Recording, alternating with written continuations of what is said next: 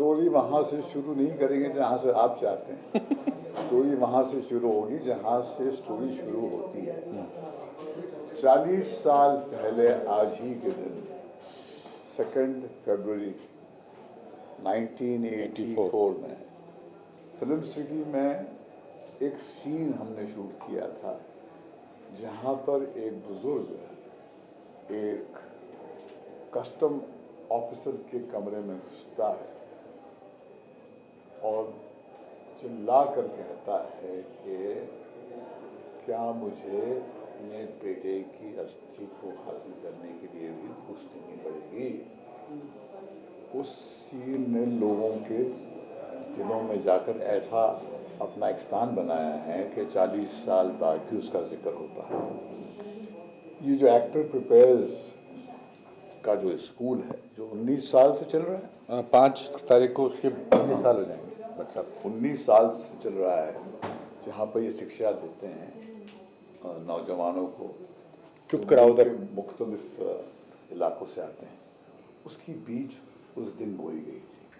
आज ये वृक्ष बन गया है और आज इस वृक्ष के नीचे बहुत सारे लोग आते हैं, इसकी छाँव में आनंद लेते हैं, ज्ञान प्राप्त करते हैं और जाके अपना भविष्य जो है तराशते हैं।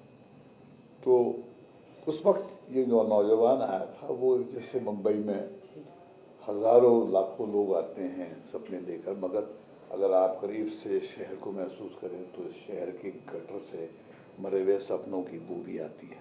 वाह। बहुत कम लोग हैं जो अपने जज्बे के बल पे, अपने इरादे के बल पर, अपनी मेहनत के बल पर कहीं पर एक मकाम बनाते हैं, क्योंकि ये पेशा जो है किसी को माफ़ नहीं करता, खास करके नाकामयाब लोगों को। और यहाँ पर इस नौजवान ने जब दरवाज़ा खटखटाया मेरे घर का और मैंने दरवाज़ा खोला तो मुझे आज भी याद है वो एक चेहरा था जिसकी आँखों में एक नूर था और एक उम्मीद थी कि यहाँ से कुछ हो जाएगा। और मुझे ठीक से याद है कि मुझे तुम्हारा नाम याद आ गया। हाँ बच्चा, आई वॉज वेरी हैप्पी। उन दिनों डायरेक्टर्स जो हैं स्ट्रगलिंग एक्टर्स के फ़ोन उठाया करते, वो एक प्रथा थी। और हम भी खास कामयाब नहीं थे, मगर खाने की प्रथा जो है उस वक्त थी, आज नहीं है।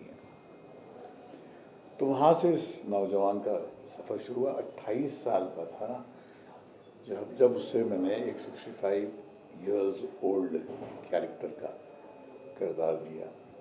लोगों को लगा कि एक बूढ़े का रोल होगा। उनकी जहनियत पे तरस आया मुझे कि जो मैं बनाने जा रहा हूँ वो मुझे पता है, और शायद इस बच्चे को भी पता नहीं था कि क्या बना रहा हूँ मैं। मगर इसकी जो खास बात है, इसकी एक्टिंग की कला, ये तो गोल्ड मेडलिस्ट थे जब आए थे, ये शिक्षा देते थे लोगों को एक्टिंग के। मगर जब ये इसकी जो खास बात है वो समर्पण करना।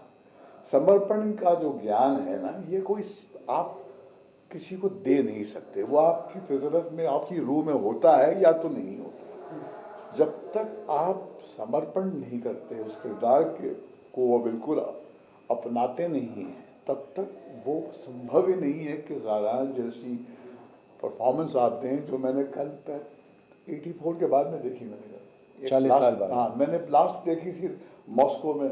बच्चन साहब थे, गाडगिल साहब थे, इंफॉर्मेशन मिनिस्टर। रशिया में ऑफिशियल एंट्री थी ये, वहाँ पर स्पेशल क्रिटिक्स अवार्ड मिला था।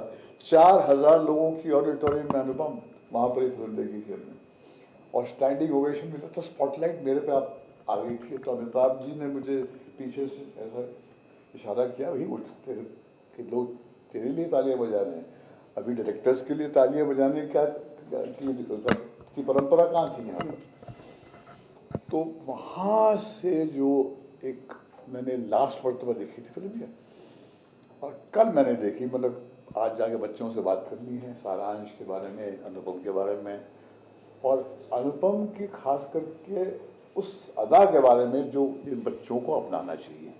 क्योंकि हुनर तो मिल जाएगा, स्किल्स तो मिल जाएगी, मगर वो कहाँ से लाओगे। तो उसके बाद में मैंने जब कल फिल्म देखी तो मुझे यकीन नहीं हुआ कि इस फिल्म में इतनी ईमानदारी, इतनी पाक फिल्म है। यहाँ तो वीकेंड नहीं चलती फिल्में। हमने भी बहुत सारी फिल्में बनाई हैं, हमने ज़्यादा फ्लॉप्स बनाई हैं, हिट्स के कम ज़्यादा, मगर कहीं पर इसकी रूह में कुछ बात थी, वो बात कहीं इसके दिल से निकली थी। वो ईमानदारी इस बच्चे में थी, वो प्यास इस बच्चे की थी। मैंने उसे दिशा दी, उस किरदार के अंदर उसको मैंने बोया और उसने वो किया है जिसको मैं आज भी देखकर हैरान हो जाता हूँ कि कैसे किया इसने। ये तो बड़े बड़े कलाकार नहीं कर सकते। आई डेयर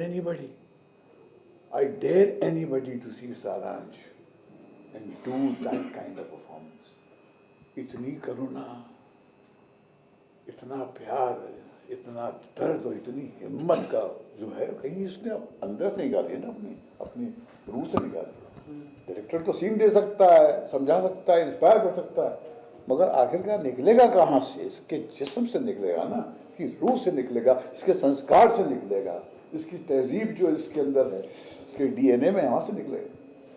वो बोलती है, वो हिंदुस्तान की जो शान है, हमारे पुरखों की जो शान है, वो ऋषियों की का जो मुल्क है, उसका जो नूर है, उसके रोम रोम में चमकता है सारांश।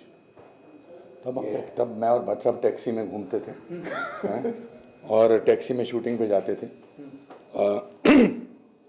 और मैंने इसलिए समर्पण किया था भट्ट साहब, बिकॉज जो आपने इंसान, और ये बार बार बोलते हैं, मैं 28 साल का था, ये 34 साल के थे। For a 34-year-old man to think, तो मेरे पास और कोई चारा नहीं था। मैंने आज लिखा भी है कि उस फिल्म में सिर्फ टैलेंट की वो नहीं थी, उस फिल्म में वो सारे साल जो बेइज्जती के थे, जो लोगों का मतलब ना मानना, उसमें सारा डाला गया था। पर हम टैक्सी में घूमते थे और फिर उसके बाद परंपरा ये हुई टैक्सी में, समझ में आ रहा है आपको, टैक्सी में। और फिर हम एक बार टैक्सी में घूम रहे थे तो एक आदमी, पिक्चर रिलीज़ हो चुकी थी और हम जा रहे थे, तो वो आदमी बोला, ए टैक्सी में। तो मुझे बड़ी परेशानी हुई। मैंने कहा मैं नई नई गाड़ियाँ खरीदूंगा जब होगा। तो आज फिर मैं इनको हर फिल्म के 100 रुपये देता था, नहीं 300 पहले देते 300 देता था। एक वीडियो कैसेट खरीद के देते थे। हाँ। फिर मैंने रेट जैसे कामयाब होता गया तो मैंने अपना कमीशन बढ़ाना शुरू कर दिया, और मैं गुरु दक्षिणा जो है बिल्कुल झांकी ठोक के दुनिया के सामने देता हूँ और लेता रहूँ बहुत। फिर वो 300 का 500 हो गया, 500 का 1000 हो गया, 1000 का 5000 हो गया, और आज 50,000 हो गया। आज 50,000 दिया है। इससे पहले मैंने उनको, हाँ, आपकी आंखें जो है ऐसी कि न्यूज़ तो अब मिली है कि अनुपम खेर से महेश भट्ट ने 50,000 रुपये लिए, गुरु दक्षिणा लिए, अधिकार से। मैं जो भी आज हूँ, ये मानते नहीं है, मगर ये मेरा इसका श्रेय, अगर ऐसी फिल्म नहीं मिलती मुझे तो 40 साल की कामयाबी शायद हासिल नहीं होती। आज भी मैं बाहर घुमा फिरा के सारांश पर डिपेंड कर सकता हूँ। एक ही फिल्म चाहिए होती है इस तरह की। हाँ, ये बात सही है। एक ही फिल्म चाहिए होती है। अगर मार्लन ब्रांडो को हम कहते हैं गॉडफादर से जानते हैं, ऑब्ituary फिल्म, आपकी ऑब्ituary की फिल्म होती है। हाँ, कि वहाँ से शुरुआत लिखी जाएगी। तो वी आर वेरी हैप्पी। और आज हम यही बातचीत सारांश के ऊपर एक मास्टर क्लास भट्ट साहब के साथ करने जा रहे हैं कि उन यादों को, उन बातों को हमने कैसे हासिल किया, ताकि आने वाली जो पुश्तें हैं, आने वाले जो लोग हैं, डायरेक्टर्स हैं, एक्टर्स हैं, क्योंकि मैं ये कहना चाहता हूँ कि अंत में एक्टिंग ही काम आती है, मार्केटिंग काम नहीं आती है।